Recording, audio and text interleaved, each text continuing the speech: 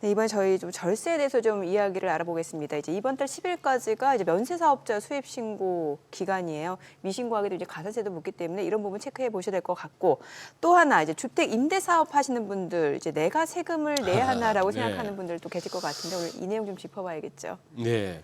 이 상황에 따라서 과세 대상이라고 하니 지금이라도 한번 점검이 필요한 것 같습니다. 자, 오늘 저희와 함께 또 이렇게 꼼꼼히 살펴주실 분 김혜리 세무사 자리했습니다. 어서 오십시오. 네, 안녕하세요. 국세 언니 김혜리 차장입니다. 네, 네. 국세 언니 김혜리 세. 제가 지금 세무사님이라고 소개했는데 여전히 지금 우리은행 근무하고 계신 네, 거죠? 맞습니다. 우리은행의 네. 차장으로 있습니다. 지금 이게 주택 임대해서 이제 보증금이나 월세를 받는데 그런데 이거 월세도 소득세를 내야 한다. 뭐 집 한 채만 있어도 세금을 내야 한다. 지금 제가 제대로 얘기하고 있는 겁니까? 네, 일부는 맞는 부분이 사실 있습니다. 네. 집 한 채 있으면서 월세 받거나 네. 아니면 뭐 보증금을 받는 경우에는 예. 세금이 없습니다. 하지만 네, 말씀대로 집이 한 채이더라도 기준시가 12억이 넘는 고가주택이라고 부르거든요. 네. 그 고가주택에 해당하거나 또 해외에 집이 한 채 있으신 분들이 해외에서 월세를 받거나 하실 때는 집이 한 채라도 임대 수입을 신고하셔야 됩니다. 네, 그리고요. 조금 더 말씀드리면 이 집의 한 채, 이것은 월세 주는 집이 아니라 보유주택수를 말합니다. 그래서 이것은 부부를 합산하기 때문에 이제 남편과 아내가 하나씩 갖고 있어도 두 채가 되는 거죠. 그리고 이제 조금 더 깊은 얘기를 해드리면은 네. 3주택 이상에 해당하시면은 나는 보증금만 받고 있는데도 간주 임대료라고 해서 간주 임대를 계산해서 월세 같이 형평성을 맞추기 위해서 세금 신고 의무를 주고 있습니다. 네, 여기서 3주택이다 하는 것도 보유주택수를 얘기하는데요. 여기에서는 소형주택이라고 해서 1호당 40제곱미터 이하, 그리고 기준시가 2억 원 안 되는 주택에 대해서는 주택수에 포함하진 않습니다. 네네. 여기선 조금 복잡한데 이 소형주택의 경우에는요. 간주 임대료 계산, 그리고 주택수에서만 제외가 되고요. 소형주택에서 월세를 받으신다. 그럼 이거는 다 월세 신고를 하셔야 됩니다. 아니 집 세 채 이상인데 내가 전부 전세만 놓고 있다. 네. 나 월세 받는 거 없다. 그렇죠. 그래도 네. 그걸 임대료로 간주한다. 맞습니다. 네. 그 보증금 은행에 넣으면 이자 나오잖아요. 그래서 맞습니다. 네. 근데 이제 세법에서는 이게 월세와 전세의 형평성, 과세의 형평성 때문에 간주임대료 규정을 두고 있습니다. 하지만 지금 이제 간주임대료에 대해서는 우리가 모두 그 보증금을 갖고 계신 분들이 없을 수 있거든요. 갭 투자라고 해서 네, 우리가 네. 그 차익만큼만 집을 구입하신 분들은 보증금에 대한 이자가 실질적으로 나오지 않아도 여기에 대해서도 간주임대료가 과세될 수 있는 오호. 거죠. 네. 오. 그래서 또 2026년부터 예. 적용되는 간주임대료에서 요즘 이슈되는 상황을 먼저 말씀을 드리겠습니다. 이 고가주택이라는 거는 기준시가 12억 초과 간주임대를 얘기하는 건데요.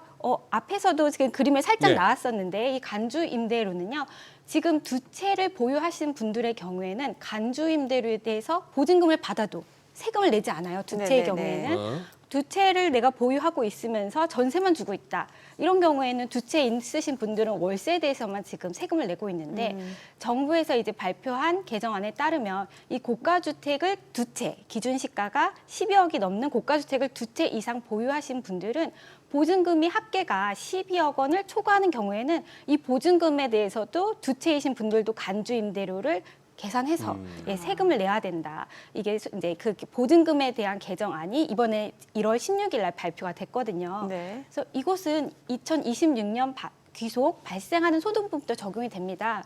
그래서 현재 2주택이신 분들 그리고 또 보증금만 받고 계신 분들의 경우에는 나는 월세를 안 받기 때문에 사업자 등록도 안 내고 세금 신고 의무가 없다 생각하시고 관심이 없으실 수도 있거든요. 예. 개정 사항에 대해서도 관심이 없으실 수 있는데 이 부분에 대해서 2026년에 지나가서 2027년에 세금 신고 안 했다고 이렇게 통지가 오게 되면 말씀대로 나는 보증금을 뭐 은행에 예치한 것도 아니고 그 차익에 대해서 투자를 해서 지금 매달 받는 월세도 없는데 세금을 신고하라는 그런 상황이 되는 거죠. 네, 그래서 이 부분에 대해서도 이 보유주택 이 두 채이기 때문에 한 채는 내가 거주하고 한 주택은 또 이게 전세를 줄 수 있거든요. 이 임대주택 두 채가 아니라 부부 합산 보유주택 두 채라는 것을 말씀드리겠습니다. 아까 세무사님 아니 우리 국세원님 네. 저기 네. 차장님, 한국의 네. 차장님, 예. 호칭이 호칭이 많아서 많으시다. 죄송합니다. 네. 국내 집 한 채 있고 네. 해외에서도 집이 한 채 있을 경우 이제 거기서도 임대료를 받으면 맞습니다. 렌트를 받으면은 네. 혹시 신고 안 하면 압니까?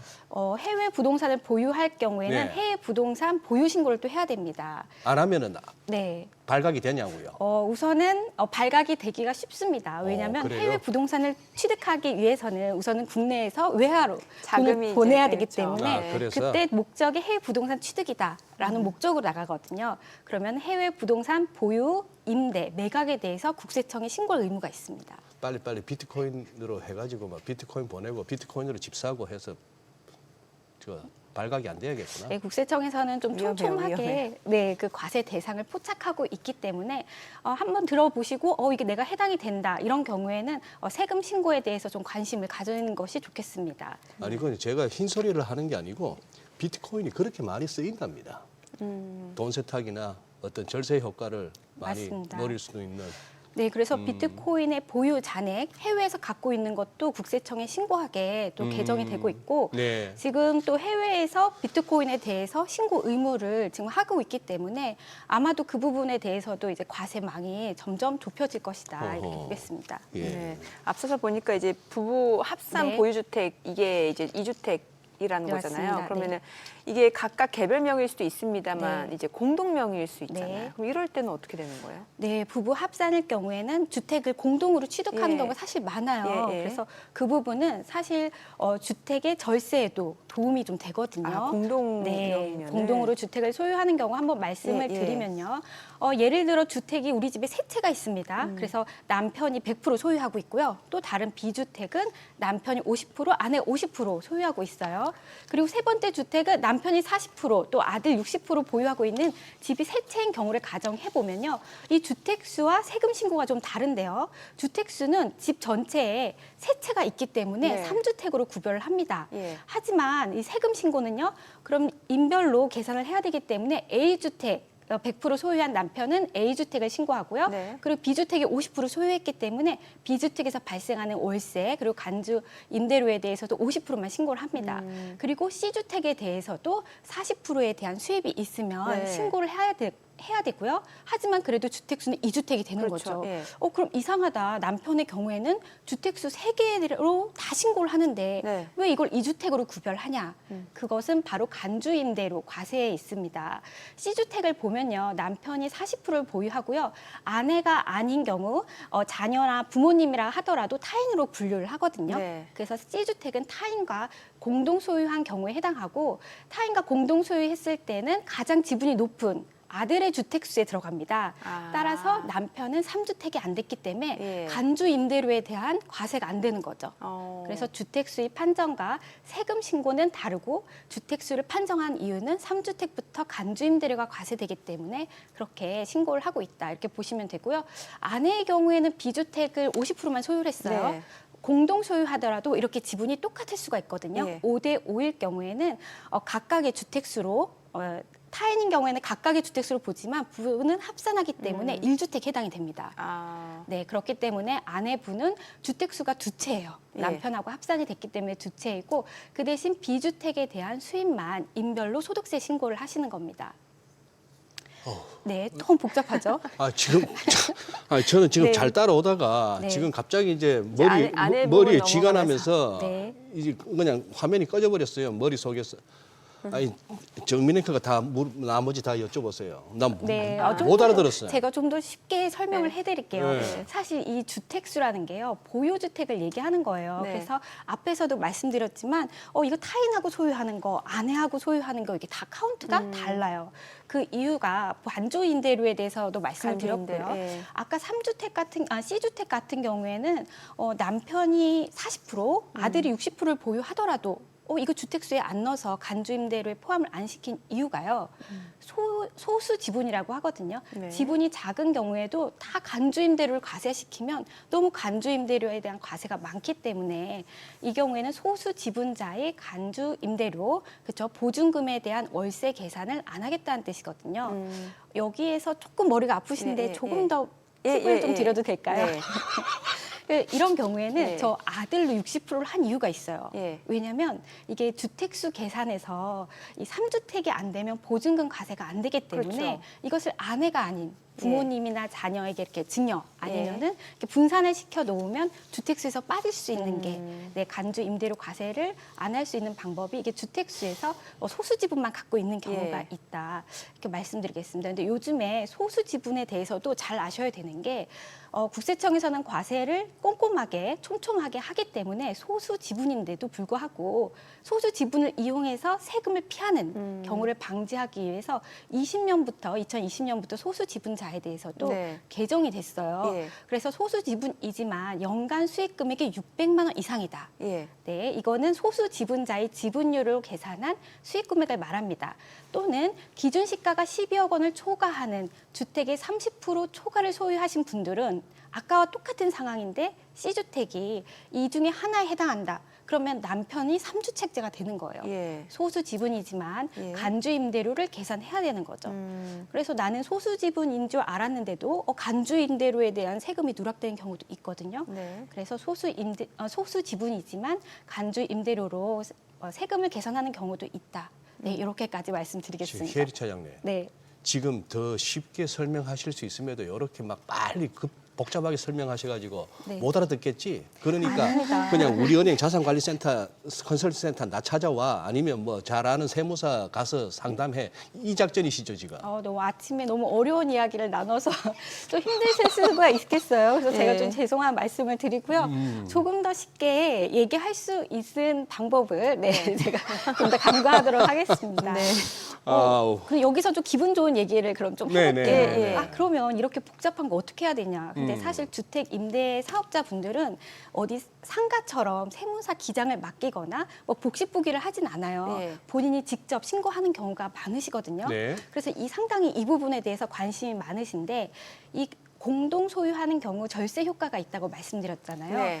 아까 앞에서도 말씀드린 이 간주 임대료 이 부분이 좀 과세가 어려운데 이 보증금에서 3억을 우선 공제를 합니다. 아. 네, 그래서 보증금이 3억을 초과해야 간주 임대료 대상이 된다는 거는 네네. 3억을 넘어가는 분들 이제 거기에 대해서 간주 임대를 계산하는데 공동 소유일 때는 이 공동 소유했던 5대5 소유하고 있던 주택을 또 네. 공동 사업자로 봐요. 그러니까 본인도 본인이고 이 공동사업자도 일인으로 보기 때문에 네. 이 공동사업자에서도 3억을 또 공제를 하거든요. 예. 그러니까 내가 갖고 있는 본인 소유 주택에서도 3억을 공제하고 공동사업자에서도 3억을 공제하기 때문에 그래서 조금 더 간주 임대료 계산해서 공동사업자를 추가로 더 갖고 계신 분들은 간주 임대료 계산이 좀 더 유리하다 이렇게 보겠습니다.